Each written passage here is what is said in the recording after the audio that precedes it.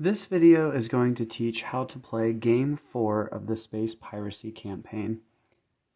This game is called Raid the Cache. Setup, you'll want to start by taking the 7s, 8s, and 9s of hearts, spades, and clubs. Shuffle those up, and then randomly place them into a 3x3 grid, face down and horizontal. Then take the 2 through 10 of diamonds and shuffle those, and then randomly place these face up and vertical on top of the 3x3 grid cards. Next, take all of the non-diamond face cards and set up a row of kings, a row of queens, and a row of jacks. I recommend lining up the columns to be all of the same suit. You can remove the ace, king, queen, and jack of diamonds from the game, along with the jokers. You will not be using those either. Now you'll want to take all of the remaining cards, which should consist of the 2s through 6s, aces, and 10s of spades, clubs, and hearts. You'll want to shuffle those together to form the player deck. Go ahead and draw 5 cards for the player's starting hand. Setup is now complete and you're ready to play the game. The object of the game is to collect as many of the resources that are tucked away underneath the diamond cards as possible. Each diamond card represents the meager defense force of the enemy that you must first destroy in order to gain access to the resources underneath. In order to play this game, the player will be selecting the face-up face cards one at a time and playing cards from their hand that match the suit of the selected face card until they have either destroyed every enemy and collected every resource in the 3x3 grid, or they can no longer play any cards from their hand. There are several actions that a player can take by playing cards from their hand into their discard pile. These face-up face cards represent the different fighter ships that the player can control in order to attack and collect resources from the 3x3 grid. There are 3 actions that a player can take throughout the game. The first action I'll go over is selecting a fighter ship. In order to select a fighter, all the player has to do is pick one of these cards and place it to the left of their deck. In doing so, the player is allowing themselves to play any heart cards from their hand to their discard pile to perform actions, which I'll go over later. It's important to note that each rank of face card has a different effect on the player's cards that are played, in addition to determining which suit can be played. For instance, the kings give +1 value to every card that a player plays.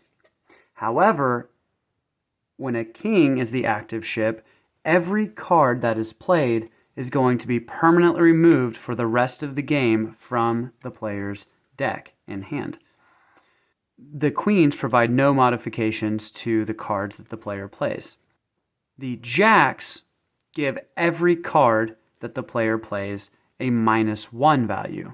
So the jacks actually make your cards a little worse. But the kings are the only ones that make you permanently remove cards from your deck.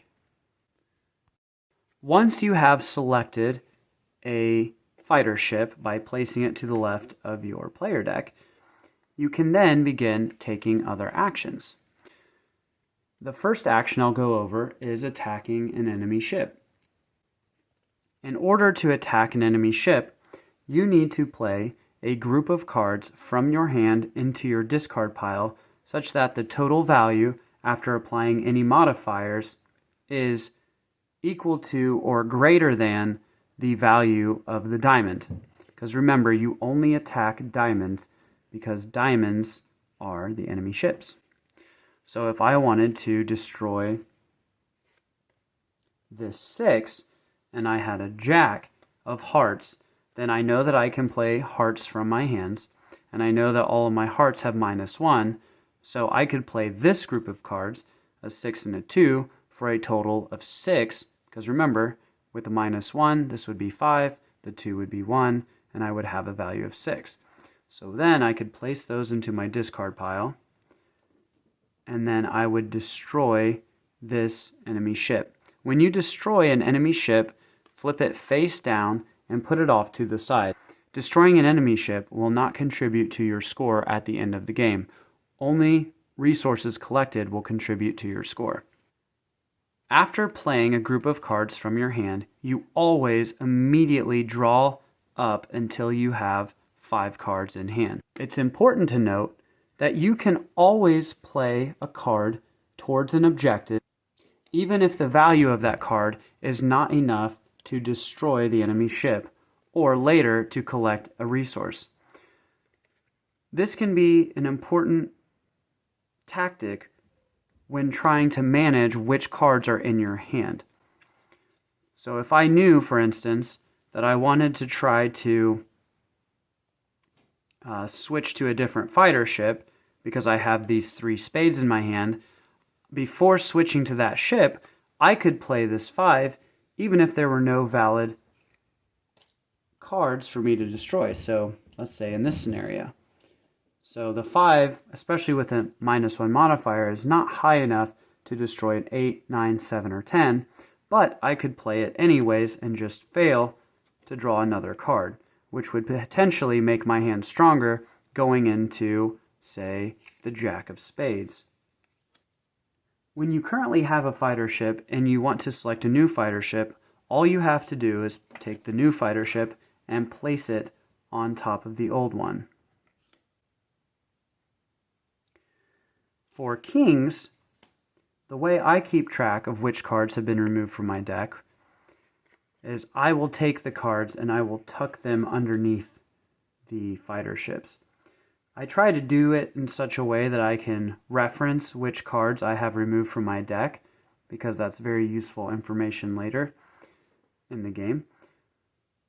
But I do that in order to make sure that I don't accidentally ever confuse it with my discard pile, because any time that your deck is empty and you need to draw a card, you first shuffle your discard pile to form a new deck and then continue drawing until you have 5 in hand.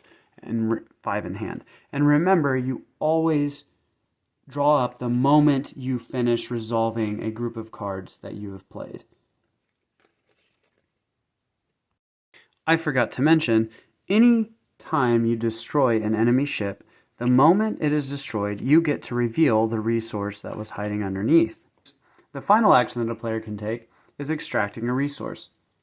The player can play 1 or more cards as a single group from their hand into their discard pile and then attempt to extract a face-up resource, just like you would do when attacking an enemy ship.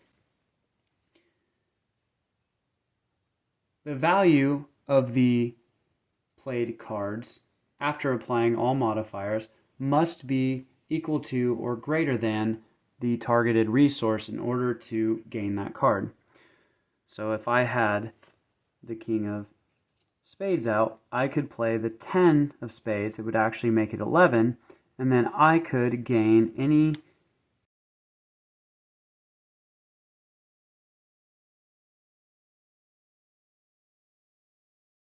and then I could collect this resource. When collecting resources, I set those on the opposite side of the face down enemy cards that I've destroyed, and I keep it face up so I know to score those at the end of the game. Just like when attacking enemy ships, you can choose to play cards that are not high enough to actually succeed in collecting the resource as a means to manage your hand. The game will end under one of 2 conditions. The game will end if the player has destroyed every enemy and collected every resource, meaning that the starting grid of cards is completely empty. The game will also end if the player is unable to play any cards from their hand and is unable to select a new fighter ship because they've already all been selected. Once the game ends, you can proceed to scoring. To find your score for the game, add up the total value of all of the cards in your victory display, which consists of all of the resource cards that you collected. Remember, defeated enemy cards do not contribute to your score at the end of the game.